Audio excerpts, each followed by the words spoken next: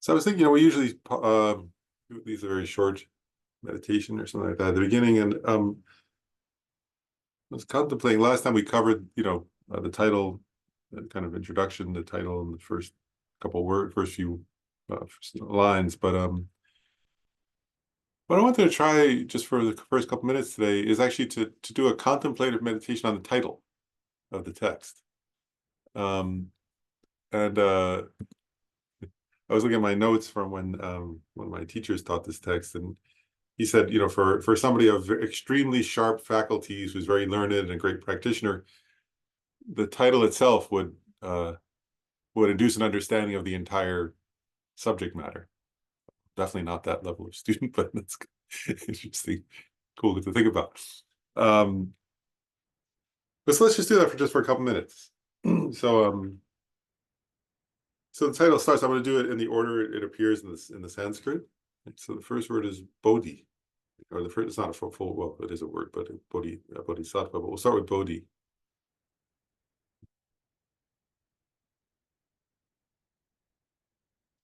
So this is, I mean, actually, this is what we're trying to give rise to, right? We're trying to become a Bodhisattva. So Bodhi is the same as Jangchup. It's usually in Tibetan, so it's usually translated as enlightenment. But it has this implication, Jang, which is eliminating every trace of negativity from one's own being, right? And then Chup, right? Realizing or enhancing every positive quality.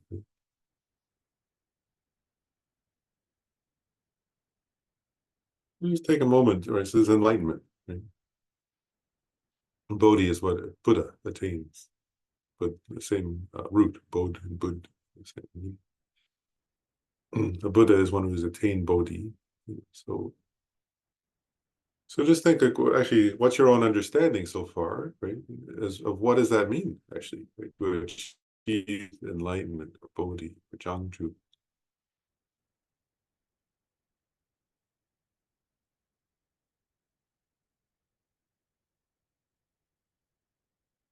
And can you imagine that for yourself, whatever your own understanding is, right? But that's what you're trying. That's what if we're studying this text. That's our aim is to become that, to achieve that ourselves. Actually, it's not for somebody else in this case. I mean, it is for others, but it's you achieving that to help others.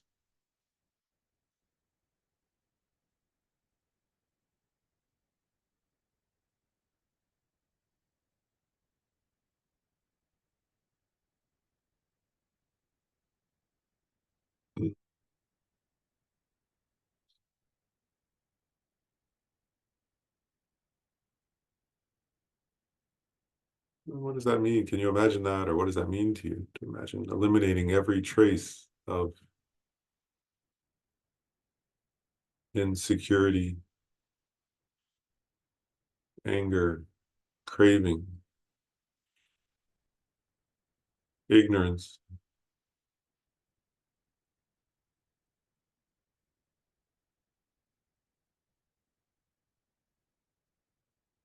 fear, worry, confusion, uncertainty about yourself and others. And can you imagine achieving, right? Achieving infinite love. That's a continuous flow, infinite compassion, infinite wisdom, infinite skill,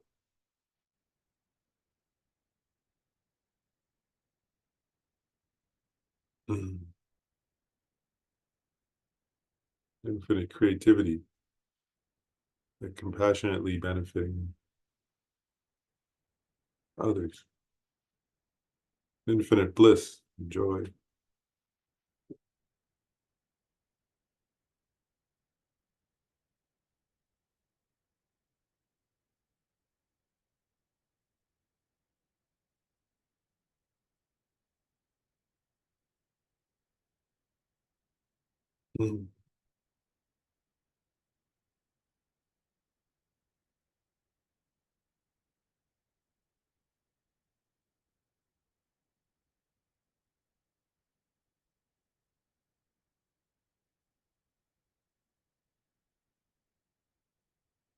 And then sattva in this context is a heroic being or a brave being. So a brave, now if we're going through the title, right? So it's like the topic of this text, and what we're trying, to the extent that we're studying it, these things, trying to embody, is to be a courageous, it's like about being a courageous being who's intent on Bodhi. And so what kind of courage?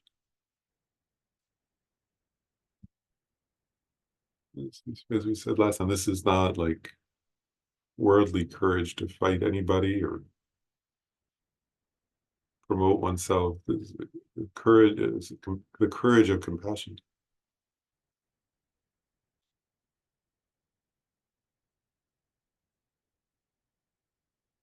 Mm. So what's that like? Can you imagine that? Or what's that like to imagine the courage, right? To be a courageous being who has the courage to show up with compassion, who has the courage to be intent on, out of love, out of compassion, on Bodhi.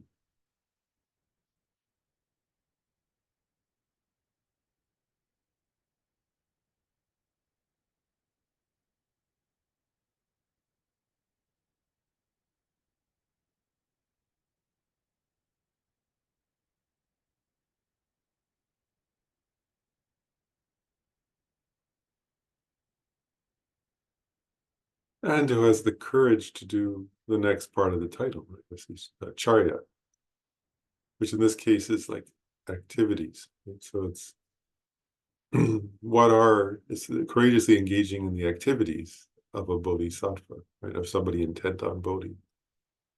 And so again, according to your understanding, what are the activities of a being of somebody intent on Bodhi, of a bodhisattva?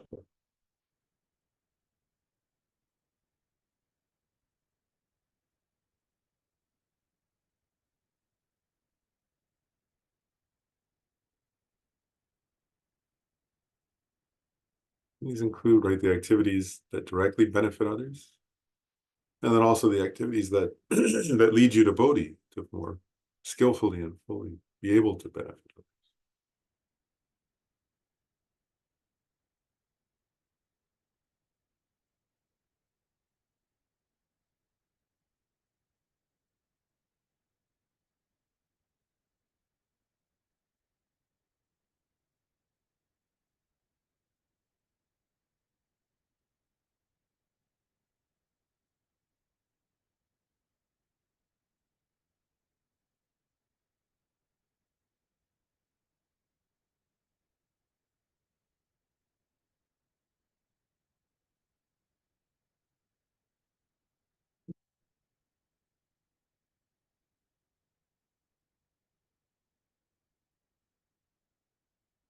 And then avatar, which is like to engage in or to enter into, or when translate this way, but to dive in, right? So to enter into those activities. Right? So that's the title. So just we'll take another, I'll just give silence for a minute or two. So we're contemplating, right, for ourselves, entering into the activities of a heroic being intent on Bodhi, on enlightenment.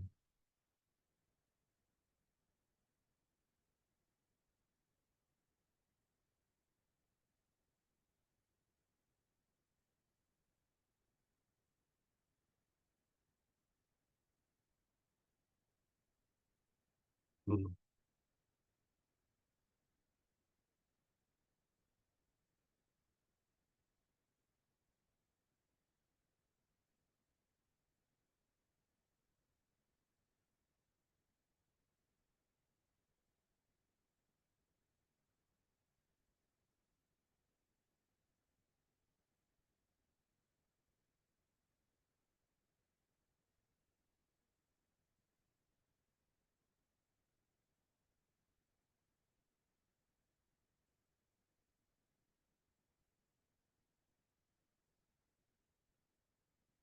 Mm.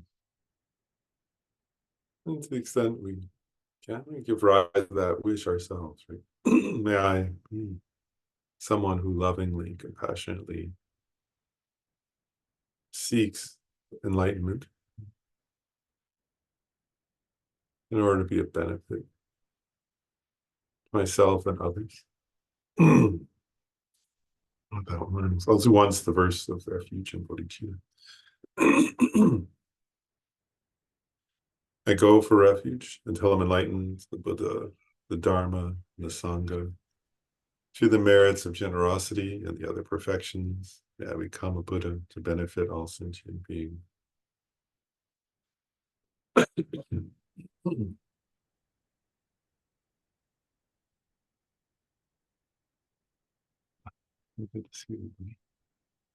And some people were asking, so I think I just want to take a moment to clarify. So the text that people ask like what text they should look at, and I think it's in the PDFs it's called, I think it has the word root text in the title, so it's this one, and it's entitled "Engaging in the Deeds of a Bodhisattva" by Shantideva. So it's literally the root text, right? It's the text we're talking. It's Shantideva's actual text, translated into English. Of course, he composed it in Sanskrit. It was translated into Tibetan.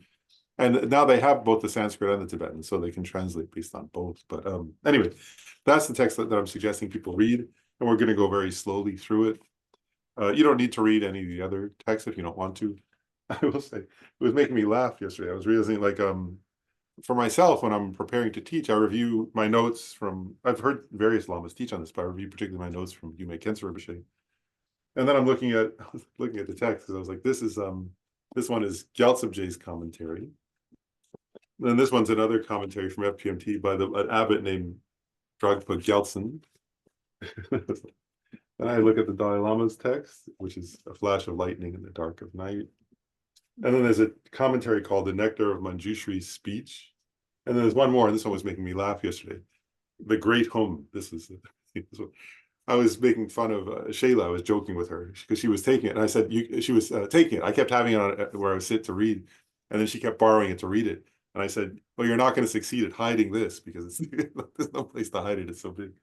So we were laughing. But anyway, so I'm trying to look at different commentaries. And one thing that's been fun for me personally is to notice that they all agree on the meaning in general, but it's a poem. So they're wrong. They point out their misunderstandings. They sometimes say, this is a wrong understanding. Don't think of it. That doesn't mean this. But they also point out there are various meanings that are correct. So there's not just one way to interpret some of the verses. They can be understood on different levels of subtlety or have different connotations, and that's fun to see. But okay, so returning to the text. So we covered the homage, the translator's homage, right? It was the first, and then we covered last time the first two, the beginning of verse 1, which is Shantideva's homage to the Sugatas and to their children, right? The beginning of Bodhi. And who are the children of the Sugatas? The Sugatas are those, I said last time, they're either those gone to bliss or those who blissfully went, right? Who went bliss, meaning that the path itself is blissful, right? The path to Bodhi is a blissful path. And then their children, those are the Bodhisattvas, right? Which we'll talk about more, so I won't get into that. But the children of in this case, the children of the Buddhas means the Bodhisattvas.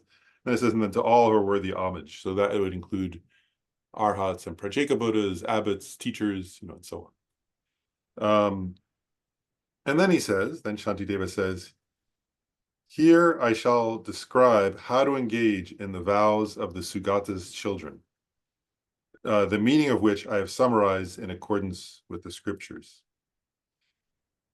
So first of all, actually, this is good to know, because if you study Buddhism, it's true, is in ancient in India and traditionally in Tibet too, in Buddhist. So when composing a formal Buddhist commentary, it begins with a title, right? And the title is to indicate the meaning of what are people going to study? What are you going to study about? Then there's traditionally an homage, which we did, right? The respectfully I pay. And so, like at Nalanda University, in ancient India and in current times, still, it would begin. So they pay homage to a Buddha or Bodhisattva, and then there's a promise, a commitment to compose. So that's what this is. This line, these two lines are the commitment to compose. And what that means, actually, there's an implication there. So that's worth talking about, actually, is what they say, actually, and this applies to us too, even if you're not composing Buddhist texts. I think there's a profound meaning here, actually, that's I want to mention because I found it helpful personally. Is what they say is that, like, if you're practicing the Dharma, if you're serious about your practice, if you're, then you don't just do whatever. Whereas you think through, is something worth doing, right? And that can be something like composing a vast treatise, a beautiful treatise like this. But it could also be like, do I want to do this project? Or do I want to volunteer somewhere? Or do I want to say I'm going to help this person? Or do I want to undertake a retreat? Or do I want to, go away for the weekend and do a retreat? Or do I, whatever it might be, there are countless. It could be something very obviously spiritual, or it could be something not seemingly spiritual on the surface. But what they're getting at here is this, is that your life is precious. Your time is the most precious thing you have. We're going to talk more about that in a minute.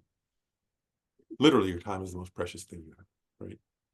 So what they advise in general, the advice here is, you think about what's meaningful. How do I want to use my time? This precious moments of my life. Lama Zopa used to say, first generate love and compassion, and then think, what's the most compassionate, most loving thing I could do? He said, and then if you're wondering what to do, he said, first generate love and compassion, then think, what's the thing that would be of most benefit, most wonderful? He said, and then once you're clear, this is the most beneficial use of some of my time, do that. Does that make sense? That's wisdom for our daily life. That's not, you don't need to be some great master to apply that. That applies to everybody. That's how to make decisions of how do you use your day, right? Today, what's the most loving way I can use my day? What's the most compassionate?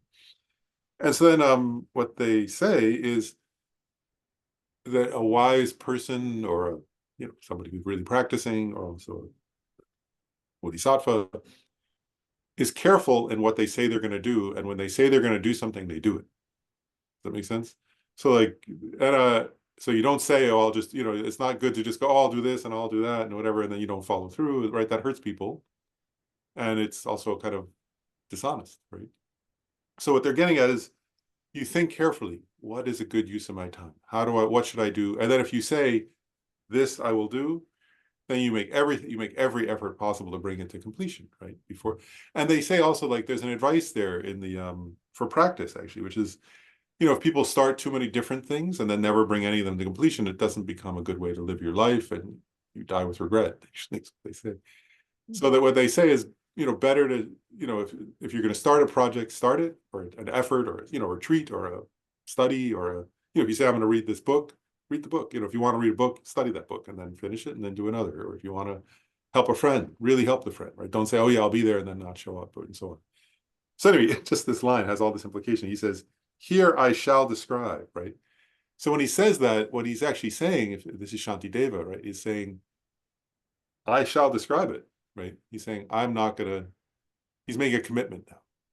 And it's a commitment of love to his audience, which includes us, right? So he's saying, I will do this, right?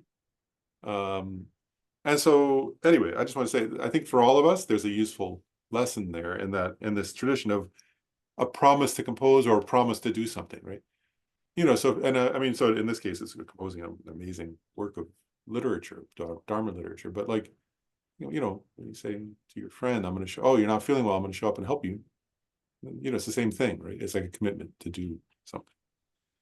So he says here, right? That's just the expression.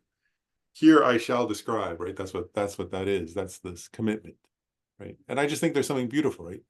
These are commitments of love, and when we make commitments, they should be like that, right? Commitments of love. It could be something big or something small. But even if you're doing something alone, right? I'm going to go meditate. That if you're doing it correctly, and according to Mahayana Buddhism, that's a commitment of love, actually. Right? I'm going to go meditate for half an hour. It's an act of love, then, so you can really do it. So then he says, how to engage in the vows of the Sugata's children. So vows here, the commentaries make a point, which is, there are actual vows, formal vows, bodhisattva vows, the vows of a Buddha's child.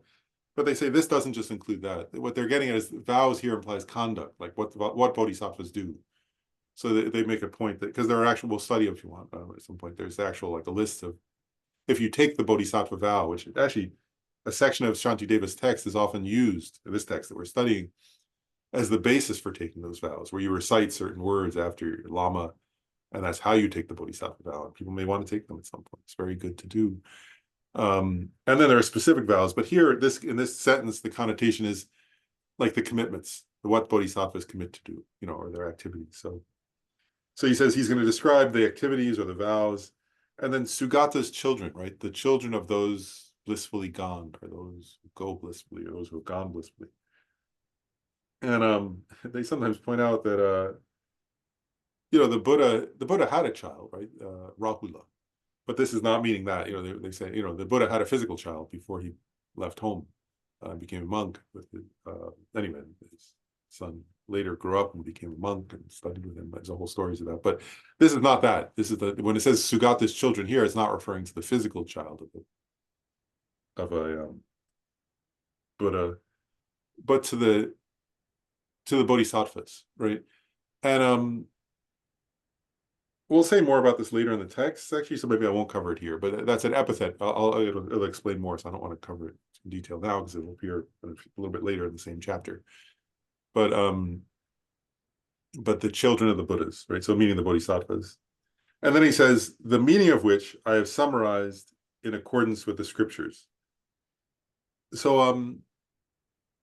one point is summarize. This word summarized has an interesting connotation because I want to share something again. Just scriptures refers to the sutras here, right? The various sutras of the Buddha, and there are like over 100, like if you look in the Tibetan, there's like volumes about this tall, and there are 100 of them, I think, or a little over 100 sutras.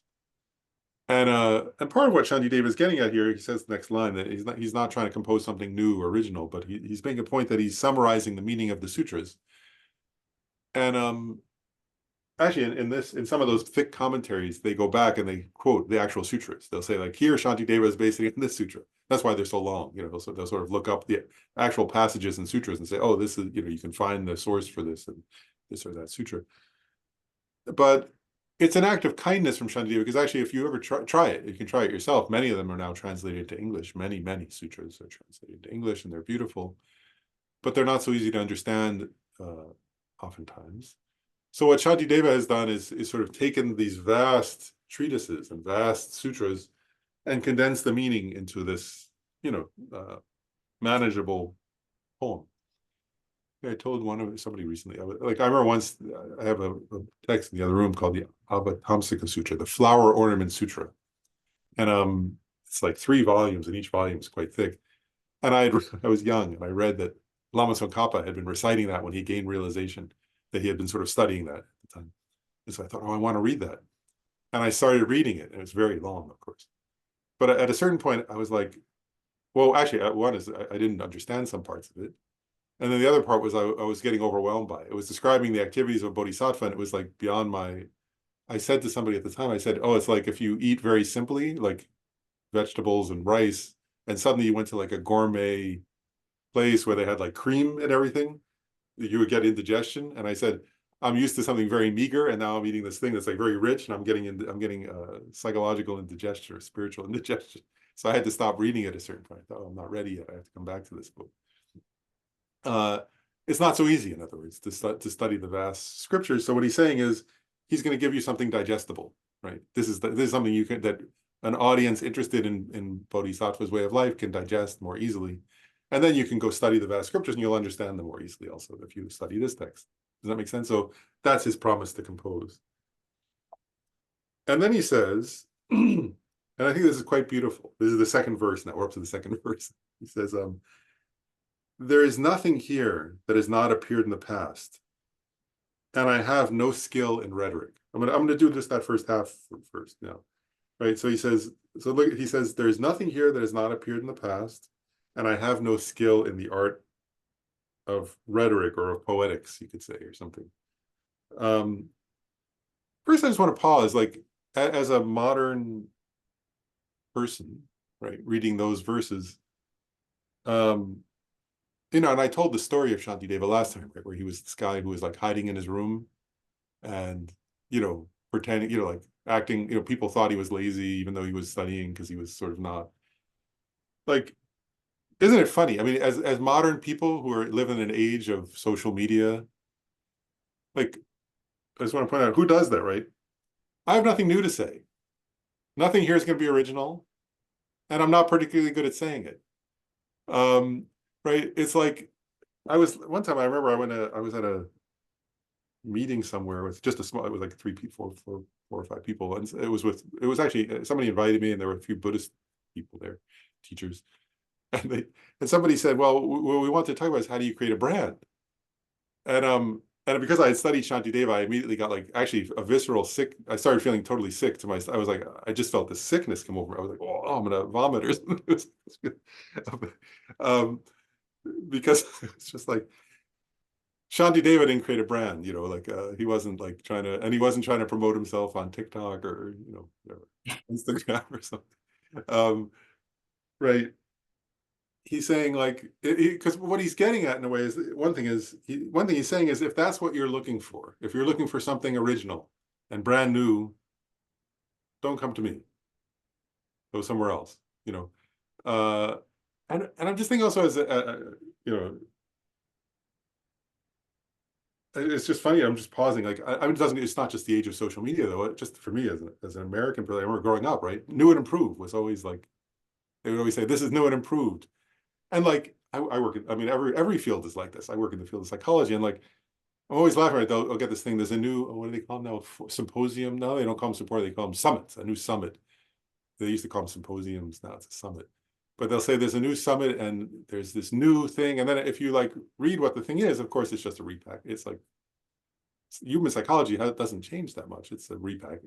Now they say neuroscience shows this, and you go, but Freud said that, and whatever. It was like been around for quite a while, but they'll sort of say now it's new. But every field is like that now, right? Where you say, oh, I'm giving something new, and it's not that there's nothing new, of course, but anyway. Shantideva is not trying to, so he's saying, I'm not creating something new. And actually in Buddhism, I want to point something out. I think this is funny, actually. So I'll just share it as a personal reflection. But I noticed this actually, that like sometimes when American and European like scholars will comment on Tibetan authors, the Tibetan author will say, I didn't create anything new. I'm just following Nagarjuna, for example. And then like the Western scholar, the American scholar, European scholar will say, oh, this was a great innovation. This was a new. And I'm like, actually, the Tibetan would say that's an insult. They would say, you're insulting me by saying I created something new. This isn't new. It's what I'm just trying to clarify for modern, for my time, what Nagarjuna was getting at. And so there's just like it was like a misunderstanding. I was like, oh, this is some kind of cultural confusion or something that, oftentimes we think something new is better. Whereas what Shantideva is saying is the Buddha was a Buddha, right? This is the implication here. The Buddha was a Buddha. The Buddha understood the path to enlightenment. Right? And I'm not claiming to know something the Buddha doesn't know. Right? I'm not claiming to be better than the Buddha. I'm just trying to summarize it for people like me who maybe aren't so intelligent. I spent a long time studying it, and so I can now explain it more simply. Does that make sense? But I'm not going to add anything. I'm not going to subtract something, because that's the path to enlightenment. And if I create something new, it'll lead to some other result that's not what the Buddha was intending, right? So there's a humility here, right? And I have no skill in the art of rhetoric. And I mean, that's a little funny, isn't it? Because that's what Shantideva is saying. And yet, if you read the poem, he's quite skilled in poetics. It's a beautiful, beautiful text. But when my teacher, Khensa Rinpoche, was teaching on this, he said Shantideva is making a very profound point, which is, if you're looking for entertainment, if what you're looking for is entertainment or sort of something like that, he's saying, go somewhere else. That's not my intention. It's not, his intention isn't to entertain. It's not to be self-promoting. It's not to be sort of flowery. It's to teach a path, right? And so what Khensa Rinpoche glossed it this way. He said, so what he's getting at to his audience at the time, but it applies to us also, is if you're going to study this text, while it is quite beautiful, the motivation should be for practice, right? To transform your own mind. So anyway, and so I think there are many lessons just in those two lines, right? For us, like in terms of because I'll make one more small point. This thing of there's nothing here that hasn't appeared in the past. I remember, actually, it wasn't, actually, I remember Edward Kanza, who translated the Prajnaparamita. I think he was British, maybe. And he translated the Prajnaparamita scriptures into English. He was a very good scholar and beautiful writer. But anyway, he said, he was pointing out that people were kind of, it was early on in Buddhism, but it's still happening in Buddhism coming to Europe and America. And he was saying, of course, Europeans and Americans do this thing, right? Of like, oh, how can I adapt it to my culture? And Edward Kanza said, this is this is wisdom that came from the Buddha. Don't ask that. It's the wrong question. Ask how you can adapt yourself or your culture to that.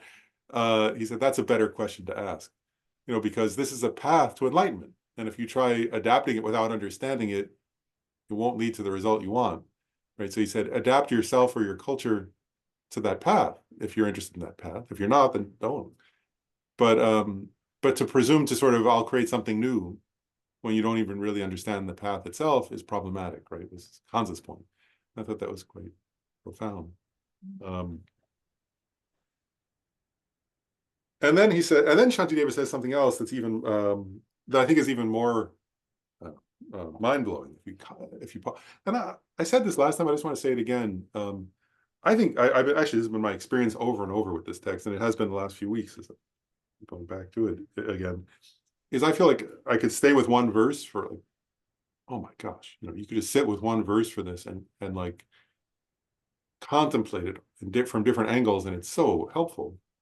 So I want to suggest doing that.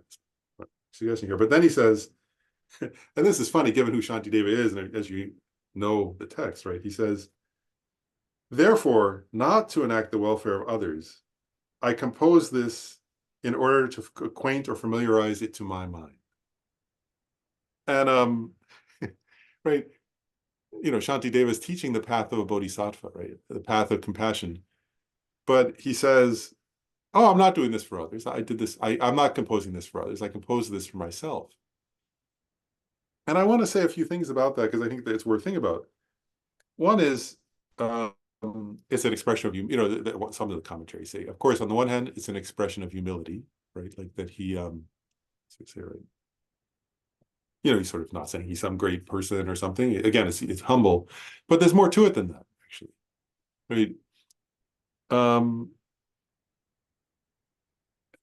And I think there are different connotations, and some of them say and some of them in the commentaries also say this. I'm not making it up.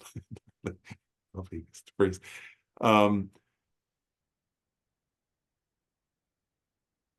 There are two different points I want to make. Okay, one is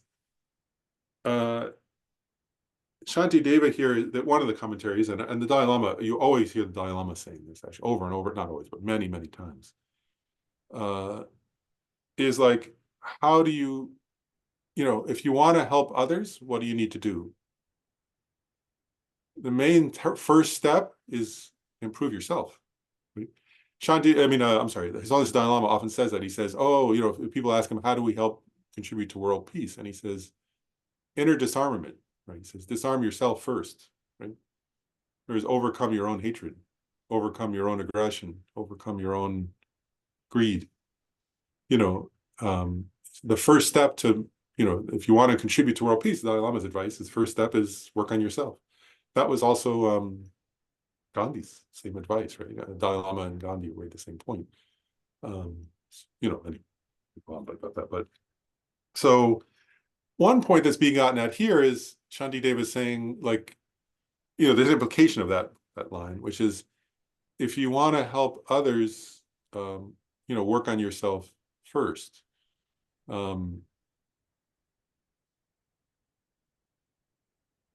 Actually, I'm just going to go off on a slight, this isn't even a Buddhist point, but I mentioned Gandhi and a story came to mind, which was, there was a story that I read somewhere. Somebody told me it actually. No, somebody told me the story from a book. But that there was a boy who had diabetes, but was eating sugar and his life was in danger. And his mother was local, and his mother brought him to Gandhi and said, can you advise my son? He respects you. And Gandhi listens to the story and said, come back in a week and I'll talk to him. So the mother waited a week and came back. And then he started talking to the boy about eating sugar. And the mother said, why did you need to wait a week? And he said, I had still eaten sugar and now I stopped. I wouldn't advise him to do something I haven't, if I'm not practicing it, I won't tell somebody else to do it. And so one point that's being gotten at here is like, Shantideva is not just going around telling people what to do, right? He's telling himself what to do. And in the next verse, you'll see, he's saying, if you're interested, you can try too. But the other point I want to share, so that's in the commentaries, the part about it's, the way that you first work on yourself. But then I want to make another point. As we go through this text, you'll see this, and it's already true in these first two verses, but so he says, I'm going to say it again. I compose this in order to acquaint or familiarize it to my mind. That's the purpose of this text, right? If you want to use this text, like actually what this, I often think this. Shantideva, as we said last time, was laying around in his room a lot, right? What was he doing? Actually, it's not a mystery, right? What he was doing was he was contemplating the points of this text, right? He was contemplating bodhicitta. He was contemplating the six perfections. He was contemplating wisdom. And so what I want to ask you is like, what do you acquaint your mind to? When you're laying around, like what's your mind reviewing? And I mean, I'm not asking you that because I'm asking you that. That's a question I've been asking myself often. Like what is my mind reviewing? Is it reviewing the way to the way of a bodhisattva, or is it reviewing something else? And what Shantideva is pointing out here, right, is whatever you're spending your mind reviewing, whatever your mind's going over and over, is what you're familiarizing. Familiarization or acquaintance is meditation. Right? Gom in Tibetan, right, is to familiarize. So what are you familiarizing your mind with? Right? What are you letting your mind become familiar with? And what I'm suggesting here to contemplate, just think about, and just this line from Shantideva is, imagine who you'd be for a moment. If every now and then you rarely got a little distracted by some practical matter, but most of your time was taken up contemplating love, compassion, bodhicitta, the six perfections. Right? If that's what you were doing all the time, and then even when other things came up, you were hearing them and seeing them through that lens of that, right? And that was what your mind was like that, right?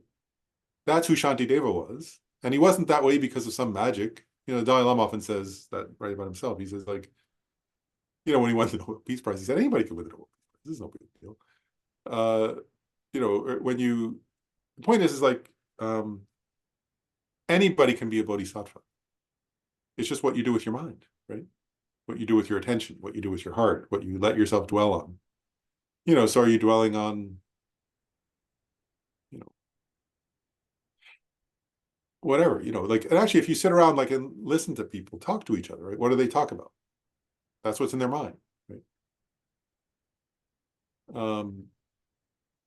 So your job isn't to control anybody else's mind, it's control your own, right? And that's what Shantideva is saying here, right? This is what he's spent his heart on. And they asked him to say something, so this is what he said, right? Is what he's been sitting in his room thinking about. When somebody asks you to say something or me to say something, what do we talk about? That's what's been in our mind, right? And so there's a deep implication here where he says, I compose this in order to acquaint my mind with it, right? Or familiarize it with my mind. So, that our task, if we're willing, if we're interested, is to familiarize our minds with this. And familiarizing doesn't mean I sat and meditated on it, twice a week or even every day for 10 minutes. I mean, that's good. That's a good start. It's not a bad thing. Right? But really familiarizing means this is what that love, compassion, bodhicitta, and so on are what you actually are familiar with, right? And actually, I'll ask you a question, like, how many people, I'm just going off on a tangent here just for a moment, but it's going to connect to what's coming next anyway. How many of you have spent 4 hours straight where you couldn't get your mind off something political? How many of you ever have had a period of 4 hours or more where you couldn't get your mind off something political? How many people have ever stayed up all night, not about political now I'm asking, but because you were angry or hurt, upset about something. Like you couldn't sleep well. So that's what, and what Shantideva is getting is, in other words, our minds from countless lifetimes are familiar with those things, so they keep us up at night. In other words, we're really good at dwelling on them. And then you ask, how often have I spent 4 hours straight caught up in a sense of love for strangers, a visceral sense of love for people I don't know? How many times have I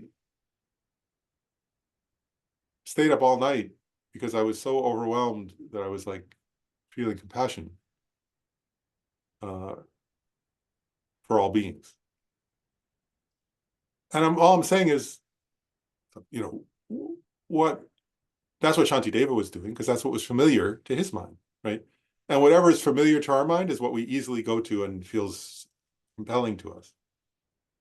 So, if you want to follow the way of the Bodhisattva, the deeds of the Bodhisattva, then eventually you'll be that person, right? Who, like, you go, oh, wow, it's been 4 hours and I haven't stopped feeling this overwhelming feeling of love in my heart.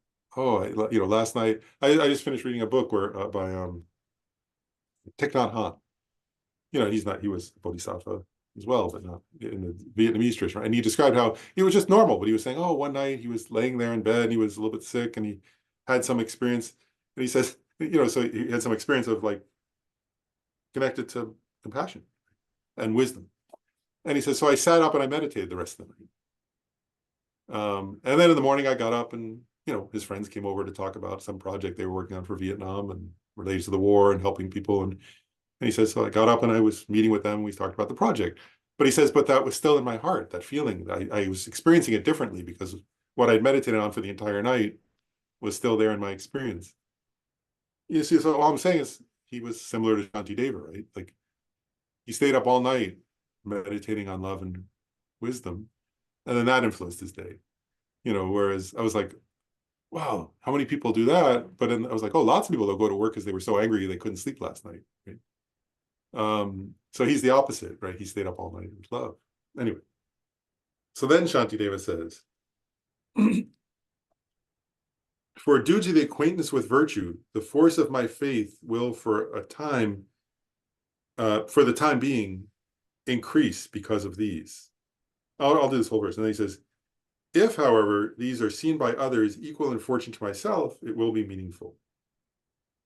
So he's saying, right, first point he's saying is due to acquaintance with virtue, the force of my faith will for the time being increase because of these.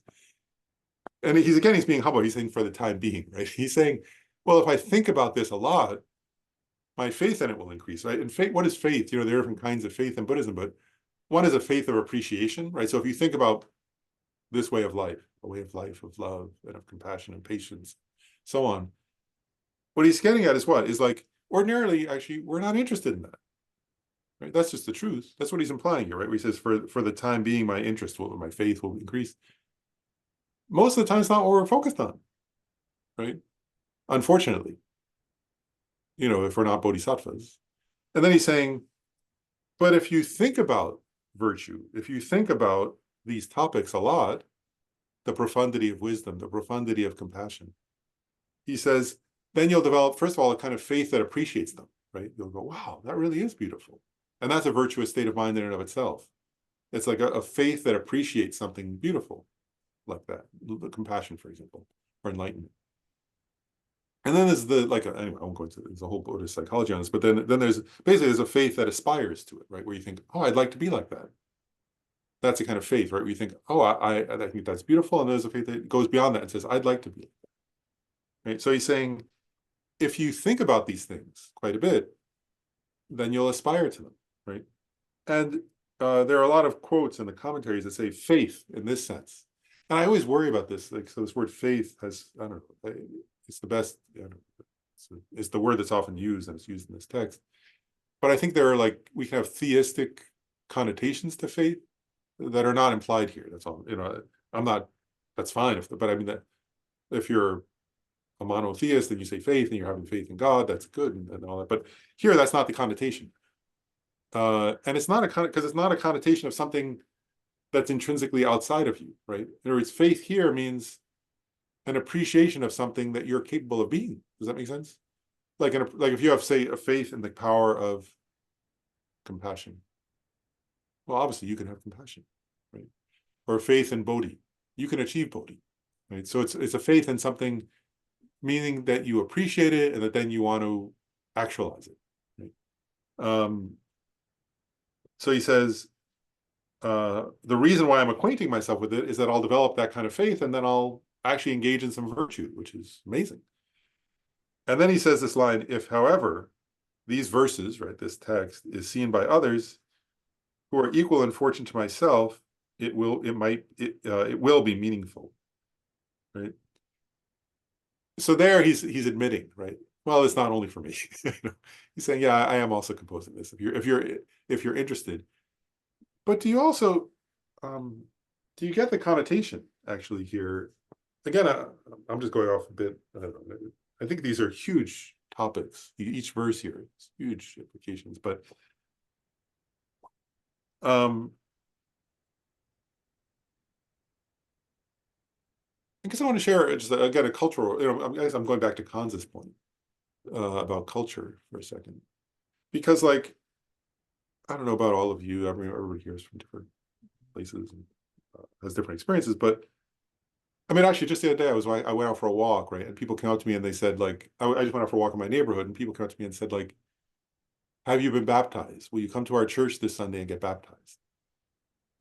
You should come to our church. Please come and get baptized. I was like looking at them going like, oh, but I realized like, oh, I grew up in a world where that's normal, right? Where people can come to your door and knock on your door and say like, are you saved? And, will you should convert to my religion. Um, and that influences us. Not, it doesn't influence me to go do that, but it influences our sense of what's normal or something, right? Or what's acceptable. And what Shantideva here is saying is, I'm not telling anybody to do this. I'm not telling anybody go be a bodhisattva or come be a Buddhist or go do this or that. He's saying, I'm training myself. And if you're interested, feel free to also do what I'm doing. And if you're not, that's fine. And he's actually saying, and I'm not saying anything new, and I'm not particularly a great speaker. So, he's kind of saying, you may want to leave now, kind of thing. And that's fine with me. And I'm happy to stay alone in my room and think about this because it's what matters and it's the way to spend the life for me. And if you're somebody of equal interest and fortune to me and you're interested, great. And if not, that's fine. And that's interesting, isn't it? Like, do you get how, I mean, I don't know, for me, when I think about, I mean, again, actually, I'll just share, that's very Buddhist. The Dalai Lama, many of you know, right? Dalai Lama says, I'm not trying to convert anybody to Buddhism. And he says, please don't become, he goes, who else does that? Comes to the United States, right? And he says, please don't become Buddhist. And he says, well, if you can't resist and you just have to, and it's fine, I'll give refuge, but I'm really not encouraging it. And I mean, who does that, right? Like, but like, and I'll share actually like, even like, I mean, over and over again, I've had these experiences where like, it just makes me laugh. Like I've studied with some very amazing teachers, and like, had these experiences over and over. I say like, well, should we tell, they'll say, like, I'll request a teaching sometime from a teacher and they'll say, okay, I'll teach you that. And then I'll say, well, should I, oh, we can let people know. And they'll say, no, don't let people know. And then I'll say, well, this one person really is interested in that. And they'll say, well, are they really serious about it? Like, like, I don't know if I want you to invite them, like, oh, all right, fine, you can invite that person. Like, and I'm like, well, we can make a big, we can do an advertising campaign and lots of people will come and they'll say, no, like, don't advertise it. Don't tell people that I'm giving this teaching. Who does that, right? Like, like in other words, they're happy and like, and it's like, one of them was with the current. He's like the Sharpa Choji Rinpoche, so he's like, he's like I guess he's close to being the head of the Gelugpa tradition. He's like in the hierarchy, like equivalent of like what would it be? He's, he'll say that, he'll go like, oh no, don't tell people, don't invite them, like. Anyway, my point is like, because I said this when I taught the Heart Sutra. I remember being blown away when there's a line in the Heart Sutra that the Buddha was on Vulture's Peak with a great assembly of monks and a great assembly of bodhisattvas. And I'd always thought, oh, a great assembly, there's all these bodhisattvas and all these. And then I read the commentary, and the commentary said, no, it doesn't mean that at all.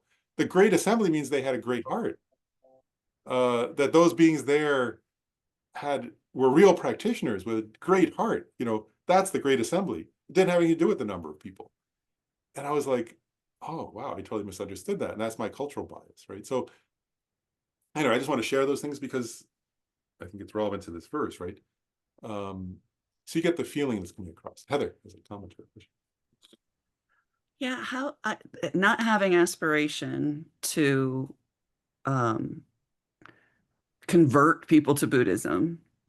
How when we dedicate merit, or when we wish to bring all sentient beings to enlightenment, how does one do that and not want them to become Buddhist or follow your way? How do you bring those two together?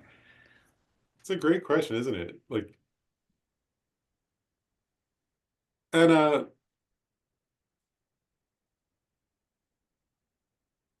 guess I'll say a few thoughts. Like, one is, there are a couple of points. One is like, of course, if people are interested in, of course, one point is, of course, as Shantideva is saying here, if people, Shantideva said it here, if someone's of equal fortune and interest to him, then great, then that's one way, right? So one option is, if there are people who are specifically interested in that, and then if you're practicing that path, and, and they're interested, then you're able to help them. So that's one point. But then,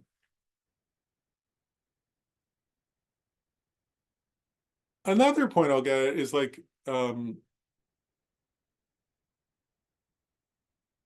yeah, I'll say, if you read like the story of Shantideva, I'm not going to get into the rest of his story, but after he left Nalanda, there are stories about Shantideva wandering around India.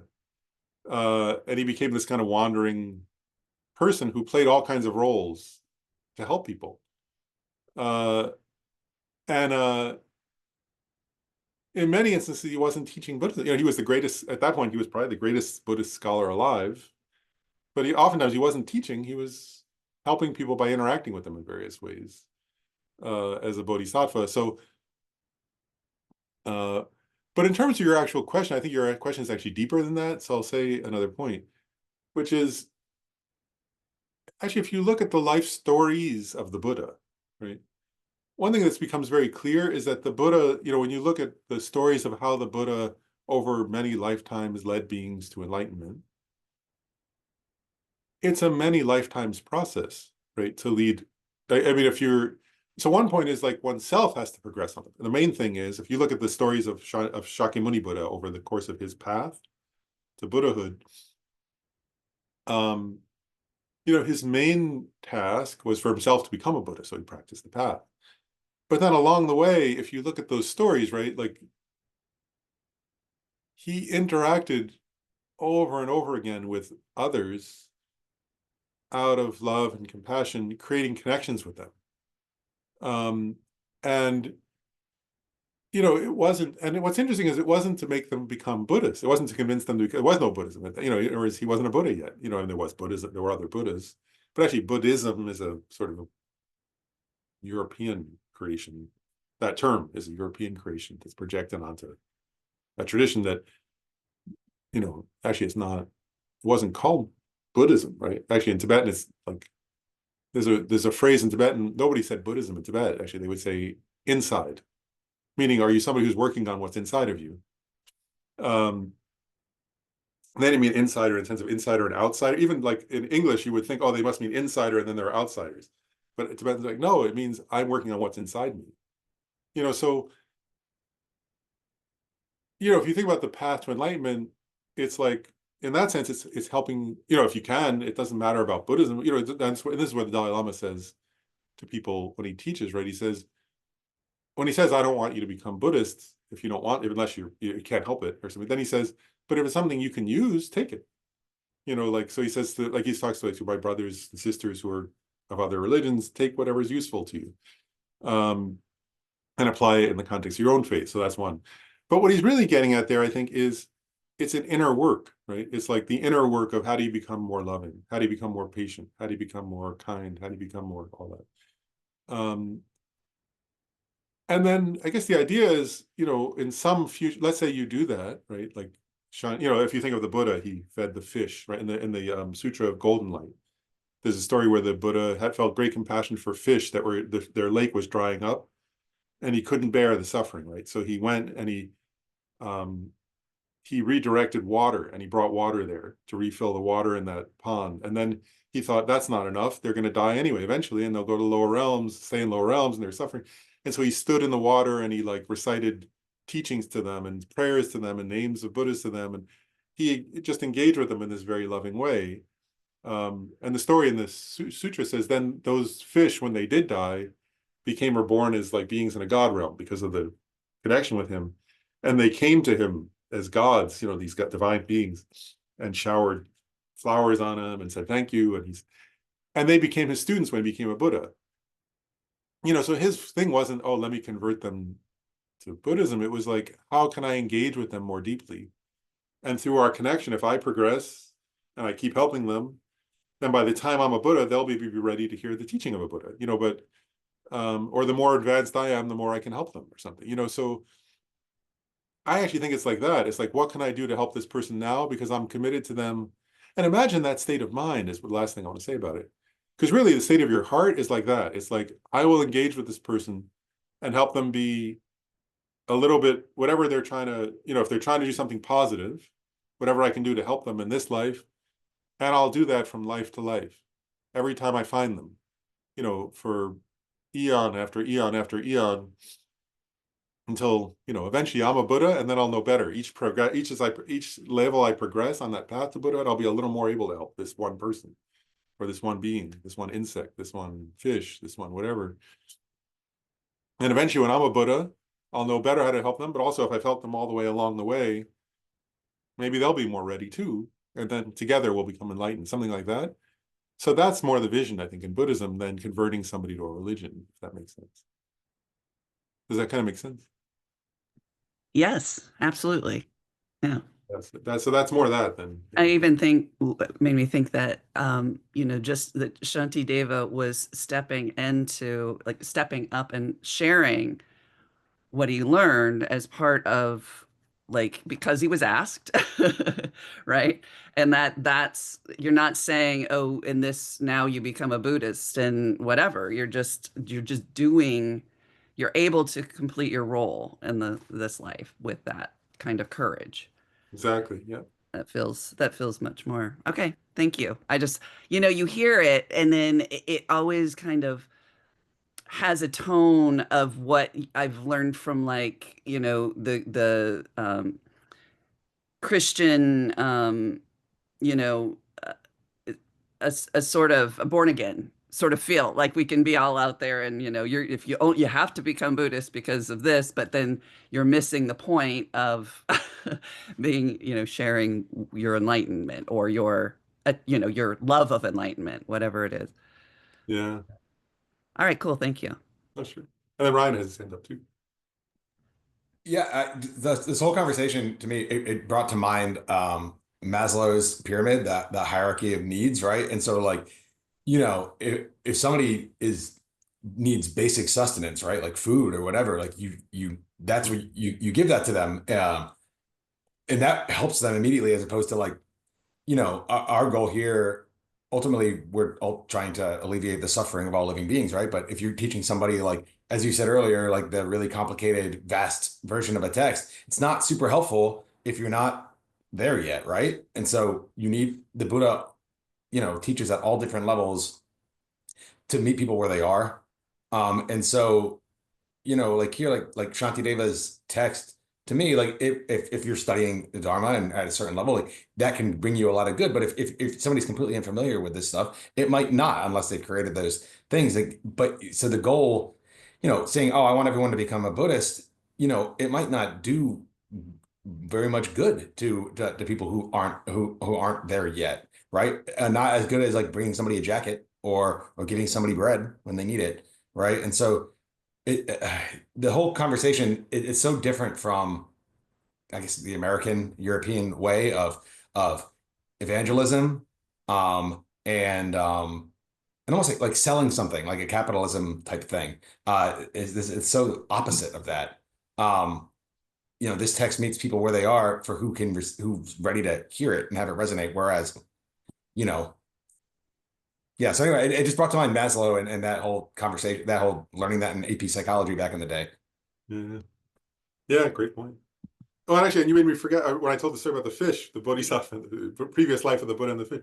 I left out. He fed them. Yeah, first he brought the water because he was worried. Then he saw that he gave them enough water so they weren't going to dry up. The water wasn't. And then he went and asked his brother, first the king, and then his brother. I can't remember which order, but he brought like bread essentially and threw it in the water so they would not starve. And then he stood in the water and said the prayers and so on.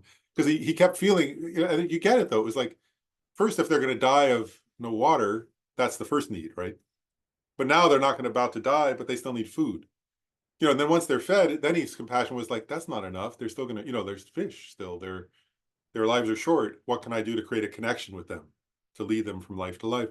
And then they say, and that whole story was then, and his life as a Buddha, it was that somebody asked him, that number of disciples showed up and he taught them something and they attained realization. And somebody said, how did that happen so quickly? They achieved this realization. He said, oh, I've known them for many lifetimes, essentially. I started helping them when they were fish, and then we've been connected for eons. So they were ready now for this teaching, So it's getting it is a hierarchy. You're right. The food part I left out. Yeah, and just one last thing, and like the fact that, and then I'll stay with you, right? It's like as Buddha did in that story, right? It's like I'm not just here to help you with this one thing. Like I will be with you to help you again and again, and to create the capacity to do that for somebody as they go through lifetime and then lifetimes is amazing. That's the goal. Yeah. Yeah, you get that's the heart. That's what's in the heart of the Bodhisattva. It's that kind of attitude.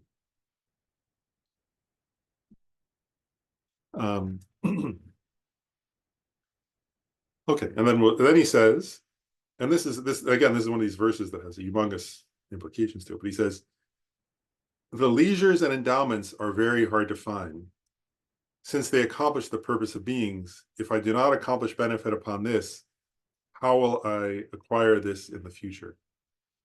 So, the audience that he was speaking to, he said it very briefly here, leisures and endowments are hard to find. But these get it, again, I don't know, today's theme in a way, maybe in terms of the verses, obviously he was teaching this to an audience. When he was teaching it to himself ultimately, but he was sharing it with an audience of also monastics at Nalanda, which is obviously not our, not us. Knowledge doesn't exist thing. I guess it's a new version, but anyway. So leisures and endowments has huge implications about, and I wish I was thinking about this. I was like, so many of you are familiar with this teaching, but what it's getting at is like, actually, if I'm gonna start with this, if I say to you, who are you and where do you come from? Right? Think what your answer is, right? Just to yourself. Like how do you, if that's the normal question. If you meet somebody new at a work or at a dinner or something, right, and they say, oh, who are you? Where are you from? You say whatever. Oh, I'm from this town. I'm from wherever. I'm from this country. And this idea of leisures and endowments, a life of leisures and endowments, is actually connected to the Buddhist sense of who are you and where do you come from. And this is going to have implications for all the next few section of the text. Actually, it's going to be, because it's grounded in a certain worldview of who beings are, who you are. And so I just thought to pause here and say, because the implication here is that the assumption, it's an assumption, it's an implication, it's a fundamental view, I guess, that's connected to what Ryan and I were just talking about, in the discussion, which is you're a being who's been around, your mental continuum has been around forever. We say, it was something. There's a term in Tibetan in Buddhism. That's English actually, but it's transmigratory being or transmigrator. Right? It means you've been in samsara, wandering around in samsara since beginningless time. That's the fundamental view of who you are, right? And so when this says a life of leisures and endowments is hard to find, what it's saying actually is in samsara, right? And samsara is like, I just want to pause for it. Samsara is our own body and mind. But when we say beginningless, we're talking about like, I mean, and we're going to get into this later in the text, but like the Big Bang was just recently compared to infinity, right? Like so Buddhism thinks about you in terms of eons of time. And eons are like numbers with like year. We say years. It's like there are these things like they'll say they try to get it, but if they do it in years, it's like 10 to the 58th power or something. But they sometimes will say like imagine there's a giant mountain like in Tibet, and you have a silk cloth, and you wipe that cloth over the mountain once every 100 years. Eventually, you'll wear out the mountain. You'll erode the mountain. That's an eon for you, something like that. Buddhism thinks in those time frames, if that makes sense. That's radical, isn't it? We're short-lived beings. Humans don't live very long. But Buddhism is getting at, that's the scope of your existence. And so then Buddhism is saying, what Shantideva is saying here, leisure endowments are hard to find. It's saying you take rebirth over and over and over and over and over. You have and you continue to. And it's very rare to have the kind of life you have now. And mostly the lives you have don't allow for spiritual practice. And actually, and then there are many teachings about this, but actually, if you look around, and by the way, spiritual practice in this context means like cultivating. It's Buddhist idea is cultivating inner qualities intentionally, right? So being able to intentionally, maybe you have a certain amount of compassion, but then saying, I want to increase that. I want to focus, use my time to enhance my compassion and make it stronger and make it more extensive and more vast, right? Or I have a certain amount of wisdom, but I want to deepen that wisdom and make it more experiential and more profound. That's what they mean by spiritual practice in this context, right? And so one point I'll make, if you step back, is just look at the beings you can see, because Buddhism says there are a lot of beings you can't see, which actually is true from any perspective, isn't it? You can't see bacteria, for example, but look at the beings you can see, right? And can they intentionally increase? I'll just give an example. They intentionally say, I want to increase my compassion, right? And actually, like in my neighborhood, if I go outside, I'll see, I don't know, maybe 5 or 6 people sometimes. And then if I slow down, I could easily see like 300,000 ants. If I look near a little ant pile, like maybe more, And the other day, I was sitting in my office. I was one person. I looked at the window. I must have, in the trees around my office, I must have seen, oh gosh, a few hundred birds. They all came and landed. And like, can an ant intentionally say, "Oh, I really want to cultivate more compassion"? I want to read a book about emptiness or something.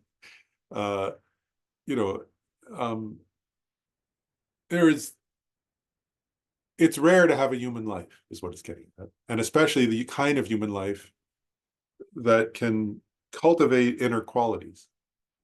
And so when it says leisure, I'll just go through actually the comment, because I'm not trying to adapt. This is what Shantideva was saying. This is what Shantideva meant. Is he was referring to scriptures, and there are many Buddhist scriptures that say leisure. There's a word, this term leisure is translated. There are 8 leisures that they're being referred to there. So one is being in hell. And I always hesitate here because in a way, like hell, again, it's like tricky with the Judeo-Christian sort of implications, which is not what's being gotten at here. But you know, because later, well, Shantideva will talk about hell. He'll say, who created, actually, there's a line in Shantideva's text where he says, who created the burning ground of hell? And then he makes a point. He says, that's not created by a God. There's no creator God who makes hell. Your mind makes hell. You know, your karma makes hell. You create, you, and I think I look around. I mean, I used to, I don't know, I've thought about this for a long time, and like, it's horrifying, isn't it? Like, we actually do that. It does. I mean, you know, Buddhism is saying, actually, I want to say it this way. I think of this often, like, this planet is amazing. It's so beautiful, isn't it? And oh my God, it's heartbreaking. We make it into a hell, don't we? Like, human beings make whole regions of this planet into a hell through our hatred and our ignorance, and it's unbearable to watch, isn't it? And to participate in. And we take what's absolutely gorgeous and we make it horrifying sometimes. You know, sometimes I go for a walk in a place near here. It's a beautiful field that, you know, it was where the Civil War soldiers killed each other, murdered each other on it, called murder. They did. They were people, right? And they killed each other. And they laid there in agony, hating each other, right? It's amazing, right, that people do that. And what Buddhism is saying is, if you can do that here and you live your life that way, then what realm is your mind creating? And when you die, what will you create? You know, that if you live that way and you cultivate that in your mind, you create that wherever you go, in your dreams, and then when you die, in your inner state. And if you think about what we do, actually, I'm just pointing this out. If you watch what people do, it's actually not very hard to believe, is it? Because actually, people take, I'm just watching, it's like horrifying, right? People take a beautiful house, for example, and they make it into a hell, don't they? By hating each other in that house. And so if you do it in a beautiful house and you do it in a beautiful field, what's going to happen when you die, is what it's saying. You create that. And hell is not some permanent thing. It's not something that God made. It's not something that's sort of permanent and static. Hell is what you create with your own mind. You know, and what Buddhism's saying is, you're human now. You know, like, you can actually do something about it. You know, but if you die and you create that, you know, when you're in a nightmare, after you die and you don't have a body, it's going to be a lot harder to do anything about it. You can't actually. You're trapped for a certain period of time. And that's what we do to ourselves, actually, and to each other. And it's horrifying. Anyway, so, and then hungry ghost. Actually, we do that even more, don't we? Like, the hungry ghost is somebody who can never be satisfied, right? Who always wants more. A being that always wants more.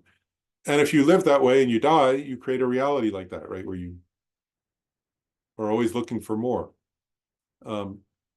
Anyway, it's horrifying. So, and then animals, right? Are beings who, you know, actually rare cases, but mostly animals don't have the ability. Most animals includes insects, by the way, and fish and so on, right?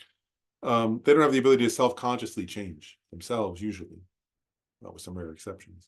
And even hell beings, there are rare exceptions where they can, but most of the time they can't, right? Because they're trapped in their own hatred and utter misery. And so Buddhism is suggesting this idea, they're saying, I mean, when he says leisure and down, and then the last of those four, there are four, and then the last one is a long-lived God. Those are beings that God is a kind of funny word, divinity, or deva, you know. It's beings who have achieved a rebirth that's pleasurable, but where there's no capacity for inner work. Right? They're so caught up in their pleasure that they have no capacity for inner work. Some of them actually have no concept. They have no. They don't. Some of them are just focused on like nothing, for example, and therefore they can't do any inner work because they're just focused on nothing. Others are caught up in specific pleasures, but in either case, and what this is getting at is, yeah, there's still time. I want to say something about this. What this is getting at is this: is right now it's like a weird worldview, but it's the Buddhist worldview, so I'll say it. No, these are demigods come late. These are not demigods. These are devas, deva gods. Here that's being referred to, where it says the long life gods is referring to actual beings in the there are 6 realms, and it says it's referring to the deva realm. in this particular context. But what this is saying is this, it's weird to think about it this way, but it's actually the view, is like, you have this brief moment as a human being. And human beings have this unique capacity for self-reflection. And also we're mammals, so we have this kind of, what's the word, relationality. And we have a kind of enough intelligence to reflect on our own experience. And we have, like, in psychology called metacognition, the ability to notice what I'm thinking and what I'm doing and to kind of work with it. And actually not all human beings even really have much of that, but we have some of that. And that what this is saying actually is that, I said, like, eons, right? Like, mountains come into existence, go out of existence, and universes come into existence and go out of existence. That we exist over those, that our mental continua exist over those kind of time frames, is what Buddhism asserts. That there is no beginning and no end to mind. And that whatever you're familiar, going back to what Shantideva said, I'm writing this text to familiarize this to my mind. That whatever you familiarize your mind to is the kind of reality you create. And if you just think about that, it's terrifying. It's terrifying in this life, and it's more terrifying if you think of it as for eons, because we create realities based on what we familiarize with, right? And then what are most beings familiarized with, right? It's not, most beings are not spending, most beings you've come across in your life, right? They're not spending their time thinking about, how do I enhance compassion even for those who don't like me, right? How often do you come across somebody where that's their focus? May I cultivate compassion today and every day for the beings who don't like me? Right? And then how often do you come across people who are beings, not just humans, right? Where the reality they're creating and have created and are continuing to create is not so great, And what this is saying is, therefore, you won't always be you. And you haven't always been you. And mostly what you've been is what your mind, and actually, what they say, if you want to know, what is it they say this? If you want to know your past lives, look at your current body and life. And if you want to know your future lives, look at your mind. Like, what is your mind doing? That's what you're creating. Right. And so part of the point here is that mostly beings are utterly trapped in their own, what's the word, kind of solipsistic thing that we're in, and anyway, so there are these states of non-leisure, right? So hell, hungry ghost, animal. Then another one, then there are four more. I'll just say the barbarian. And I always think this term, I love this term, barbarian, because what is a barbarian? So they say a barbarian in a barbaric place. So a barbaric place is a place where beings don't believe in karma. They don't believe that what they do if you grew up in a place where, like, people thought what they do to an animal, especially not a domestic animal, but like a natural animal, has any moral implication for themselves, that's a barbaric place. Right? Like, a barbarian in Buddhism is a being who thinks, if you grew up in a place where the people thought if you win it's good and if you lose it's bad, right? And having more than somebody else is a good thing. That's a good purpose to life. And that there are what's the word, that there's no, like, actually, I mean, you could go on and on, right? That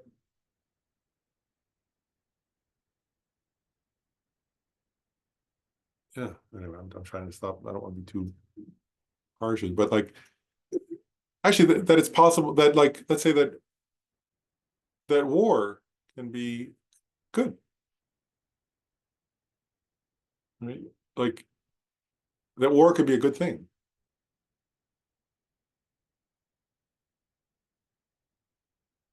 And like, so the culture I grew up in, according to Shantideva, I grew up a barbarian, right? Like in a barbaric place. I'm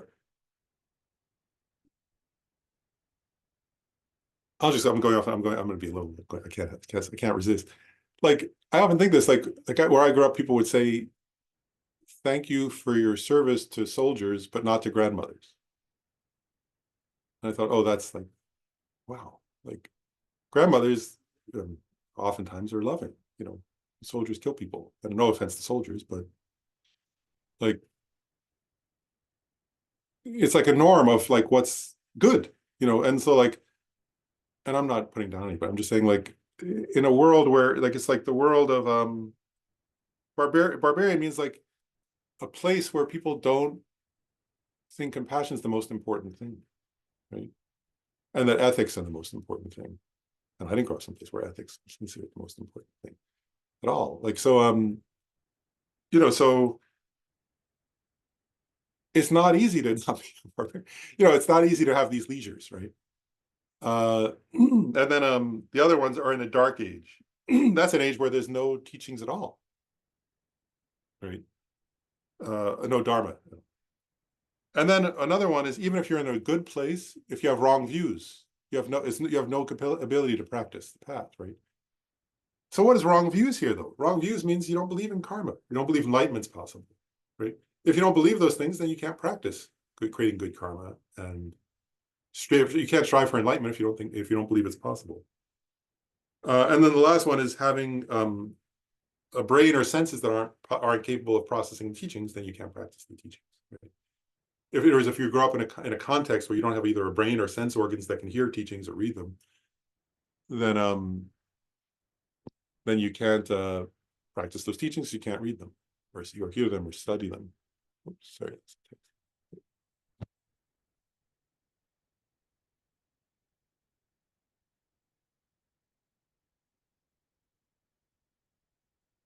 At least ask that question. I guess people can see it in the chat, right? So actually, according to Buddhism, one point is all beings can achieve enlightenment, and there are stories of Bodhisattva animals. So it should at least ask about, are there animals that can practice compassion? And certainly there are, and there are stories of compassion animals and Bodhisattva animals. The main point being gotten at here in this teaching on the leisures and endowments is that in the rare case, actually, I guess it's this. They actually say this, that animals that have a naturally compassionate nature, well, of course, like humans, habituates that in past lives, just like anybody. It doesn't matter what realm you're in, you have to habituate to something. But that the unique capacity they're getting at for humans is this ability to, if the human chooses to, which is rare, right? It's very rare. But if the human chooses to, they can make more progress than any other life form at intentionally increasing your good qualities and eliminating bad ones.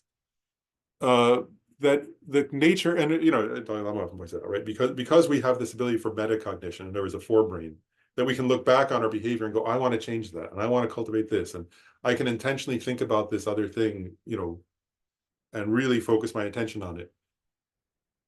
Are we all actually able to do that? Not always, right? And that's what's getting at with this, where I was getting at with the sense organs and the brain.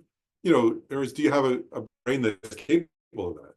And then are you not a barbarian, right? Who, in the sense of, barbarian is tricky, right? But what it means actually is, I actually think, so I guess my point is like, at least I think growing up in a culture where almost nobody's doing what we're talking about, is a valid, your point is quite well taken, isn't it? But what Shantideva is getting at here is, if you want to really become, like if you want to newly generate bodhicitta, that's the way you say it.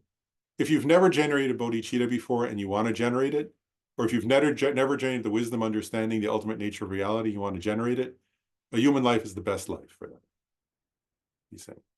So if you've never done those things before, those two in particular, right?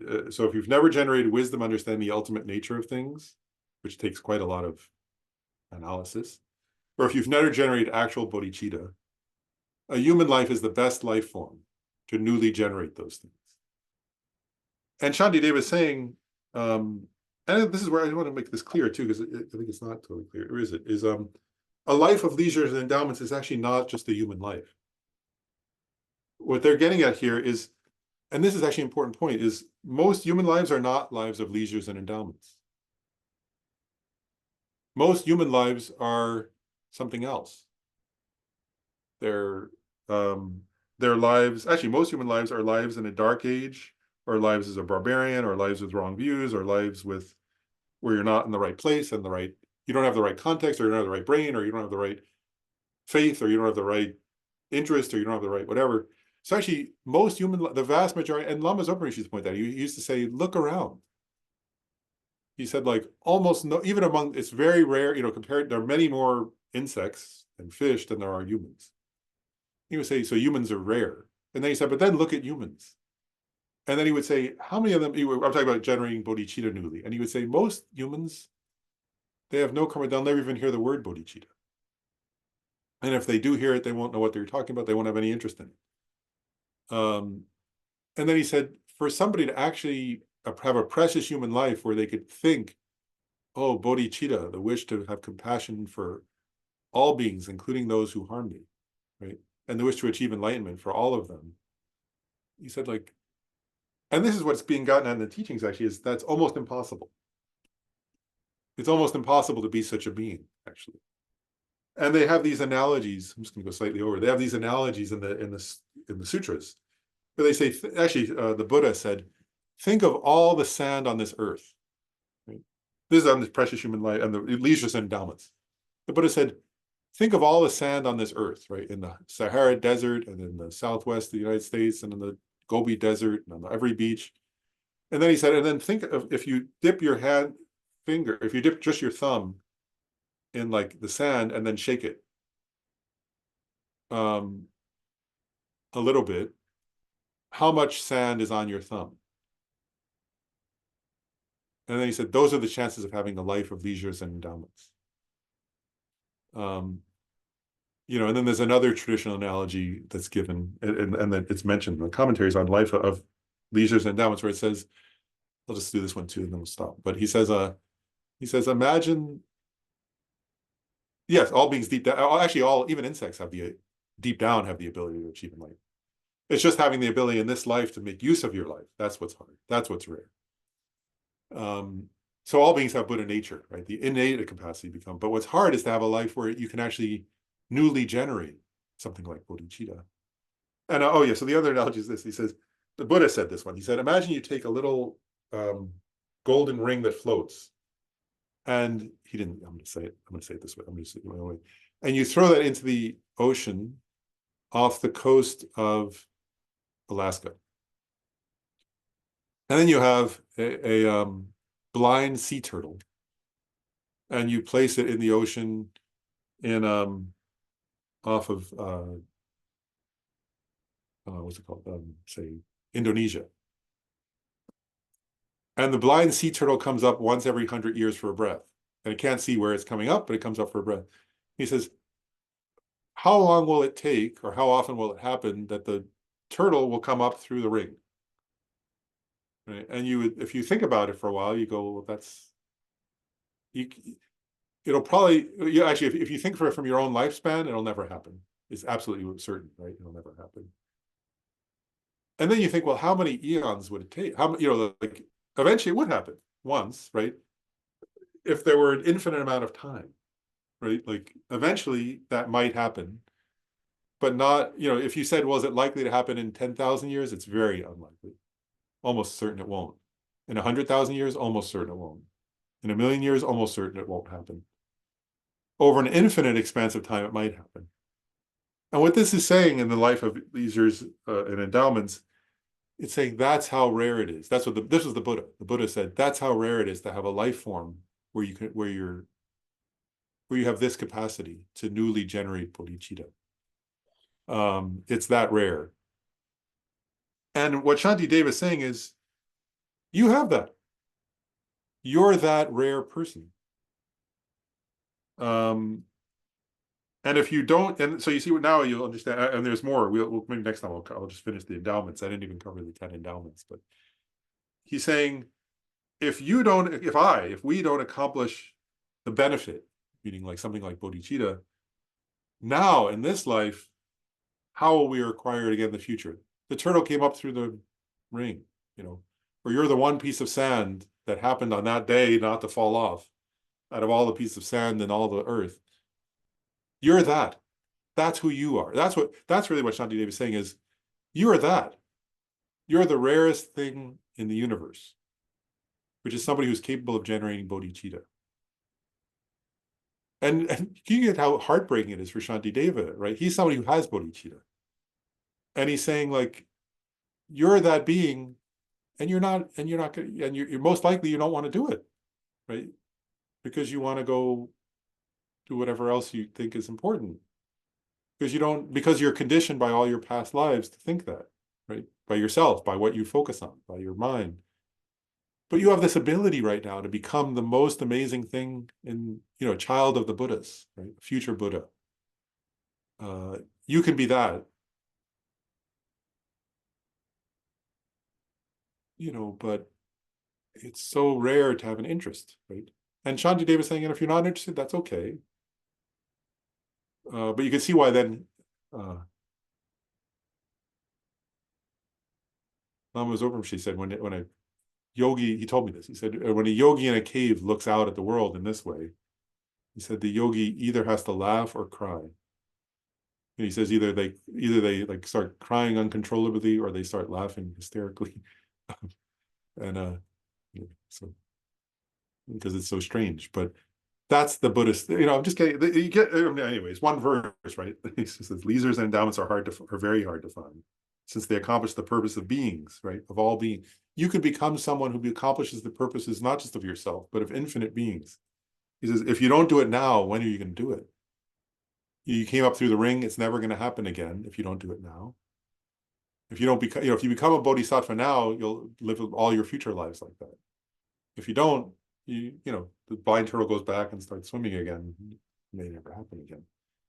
So this is the context of the text. Does that make sense? So I spent a little longer, and I'll finish it next time. But anyway, it's a long presentation. But I think this text, I was thinking the summary of this text is the verse that we sometimes do for dedication.